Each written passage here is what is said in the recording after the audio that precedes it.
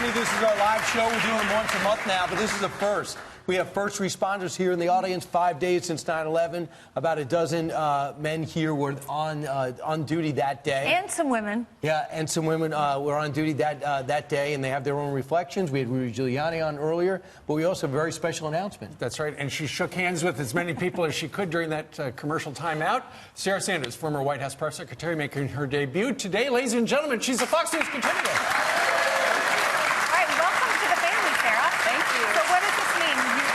Washington. You're back in Arkansas. I did. It's been a tremendous experience working in the White House, something I will honor and treasure forever.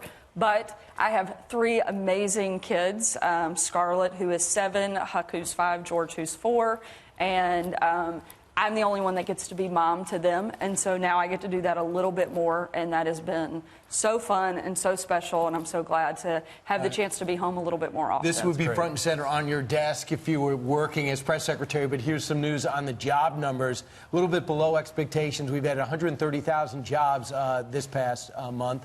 The unemployment rate stays the same. They were expecting about 150,000.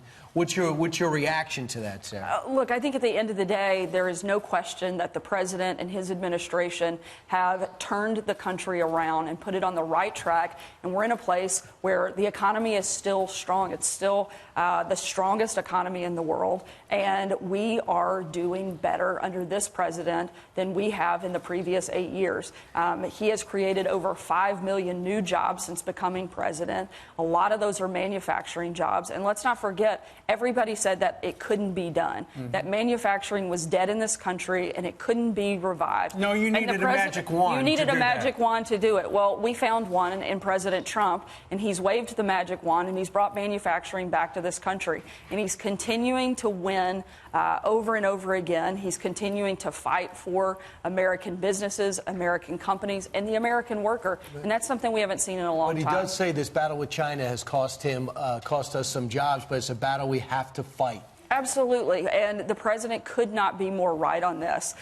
We have to make a decision at this point. Who do we want to lead the world? Do we want it to be the United States, or do we want it to be China? And under this president, I can assure you it is always going to be the United States of America, and that's what it should be. We want to continue to be the global leaders, no matter what that industry is, as we have been over the last several decades. If we don't step up and stop the bad practices that we see happening with the Chinese and the unfair trade under the Chinese government, then we're going to lose our country and we're going to lose a lot more American jobs. And not only from an economic standpoint, but a national security standpoint. We have to look at that. I know it's something that the president is watching closely, and it's something that I think most of America is really glad we finally have a president that says enough is enough. We're going to stand up. We're going to say no to the Chinese, and we're going to make America stronger and better and put America first. Some people were watching the 2020 Democrats on CNN when they had that 7-hour town hall, and some of the things that these candidates were saying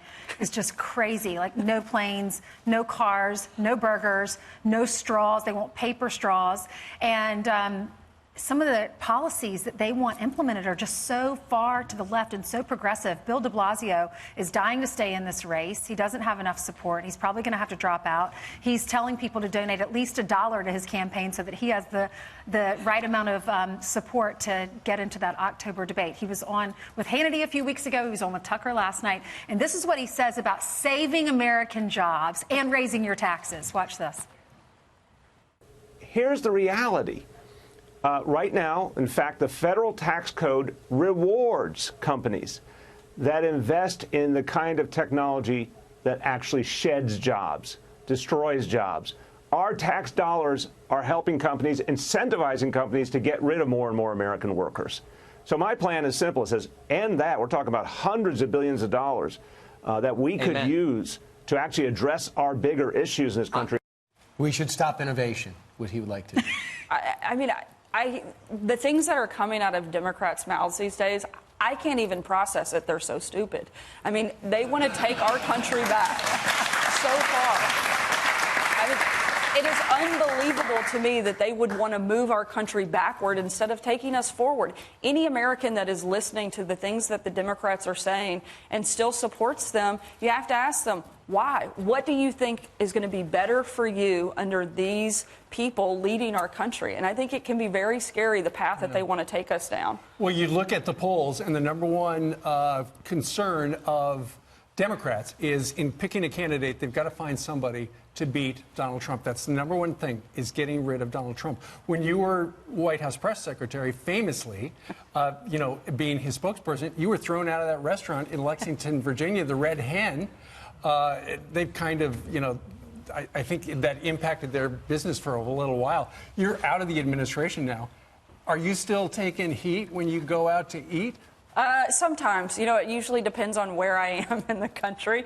At like home, where? back home in Arkansas, things have so far been pretty easy and very welcoming. What about here in New York City? It's hit or miss. I have not been asked to leave any restaurant, thankfully, but every once in a while you always, you have somebody who comes up to say something like what? Nasty to you. What I always find interesting is 99% of the people that come over to say something negative and to attack you are women. And I find that very startling from a group of people that claim to be the champions of women empowerment.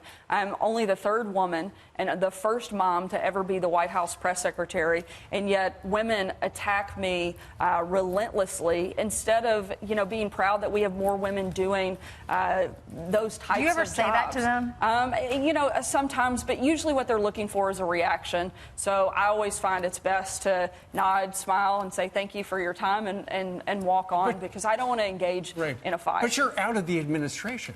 I am, but they still see me as somebody who is a very pro-Trump supporter. I'm not going to change my position. It would be very odd to go from doing what I was doing to all of a sudden doing something different.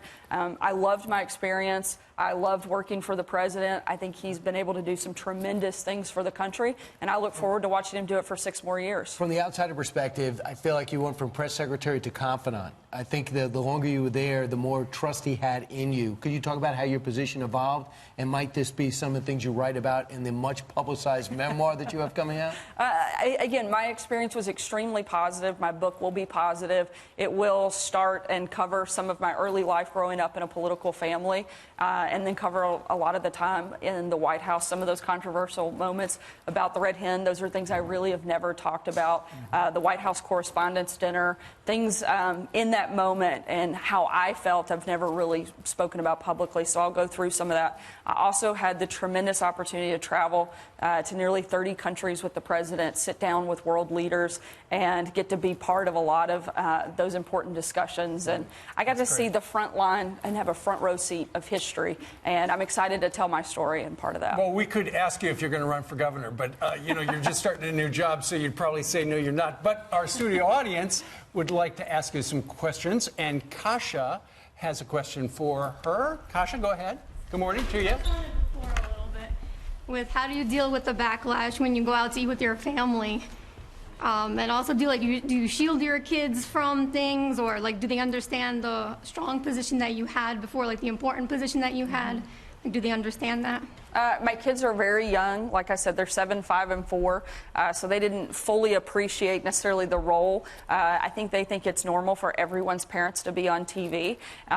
Unfortunately, they'd much rather watch, cartoons instead of me on the news, which is probably a good thing because sometimes the news can be a little bit tough. I don't try to shield them from too much because I want them to understand why it's important to take a position, why it's important to stand by it, and be willing to do things that are not always easy. So I do want them to understand that and see it. I also want them to know that that's not how we treat other people. Whether you disagree with somebody or not, you still treat them with respect. Right. And so I try to make that a moment to share that lesson with them. Sometimes we do it better than others, but it's, I think, important for them to know that no matter how much you disagree with someone, you can still live and work in the same place and sit in a restaurant next to each other without having to be angry or mad about it. Good. All right. Chris, where are you? You're over on the side as well, right back there in the corner. Chris, what's your question for Sarah Sanders? It's more of a comment than it is a question. I have 3 daughters and 3 granddaughters. You are a true inspiration to women, not just in our country, but throughout the world. And I want to thank you for what you've gone through. And to be honest with you, from the bottom of my heart, I think you'd make one heck of a firefighter. God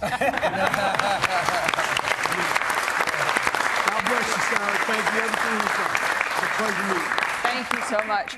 It's an honor to be with all of these first responders. It's very close to my heart. My grandfather was a firefighter. My daughter is named after him. So thank you for what you guys do.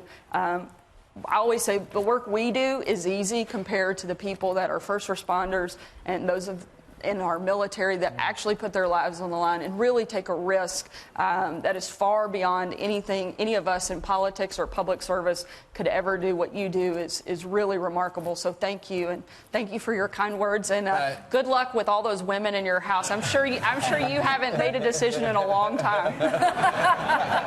One time I used to have a full head of hair. You said at one time you used to have a full head of hair. All right, Sarah, thank you very much. Thank you very much. Welcome to the Thank you. family. Great to be Yes. with you. Thank All right. you.